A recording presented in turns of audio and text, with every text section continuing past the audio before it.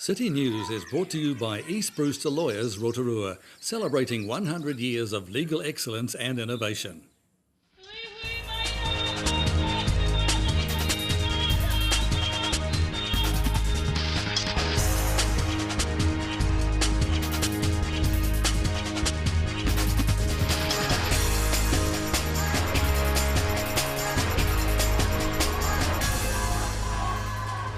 Good evening, Rotorua. Tonight on City News, Damian Marley, Shaggy and Real Soldiers will headline at next year's Ragamuffin Festival.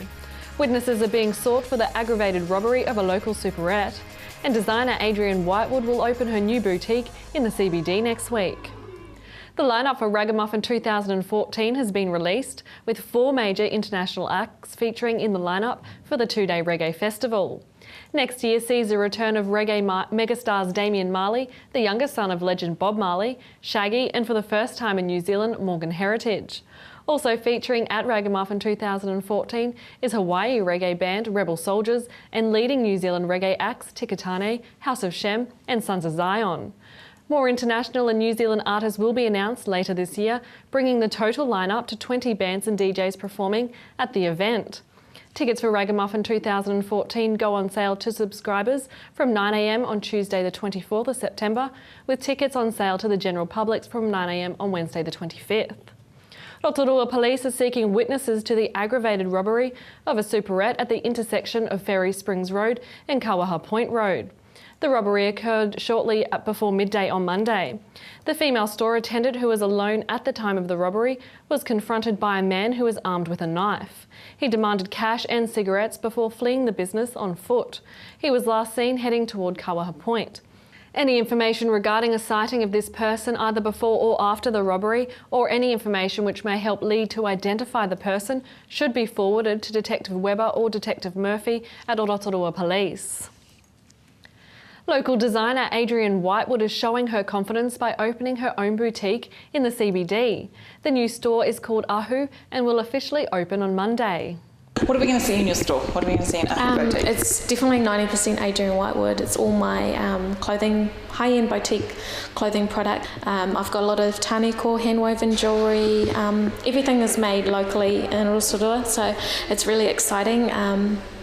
And I think it's going to launch a few other small labels. You know, that's what I'm all about, is not just supporting myself, but other labels that are trying to get their product out there on a decent sort of market. And I think Rotorua, with the amount of tourists and national visitors that we get coming through, at the moment, you know, the CBD is not doing very well, but I think it will do really well when we understand what makes us unique and what makes people keep coming back here. I think we really need to up our game in terms of how we display retail products. We need to start encouraging more local made products because, you know, I think you're able to capitalise more on income if you're actually selling direct your product.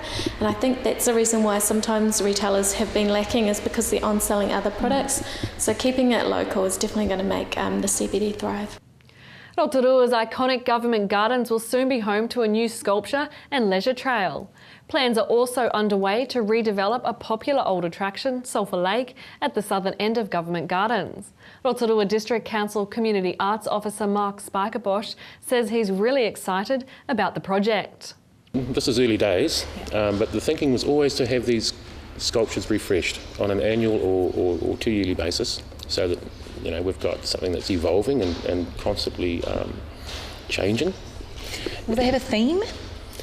I think we shouldn't stifle creativity. Naturally, there'll be reverence to our Rotorua carvers and our cultural, you know, capital. But no, I can see that we'll have Australians over here carving their red rock or whatever they do. I'd like to think that there was some variety, obviously. In sport tonight, organisers of the Lion Foundation Rotorua Marathon say entries are flooding in for next year's event. Entry opened on September the 1st and already more than 500 entries are confirmed.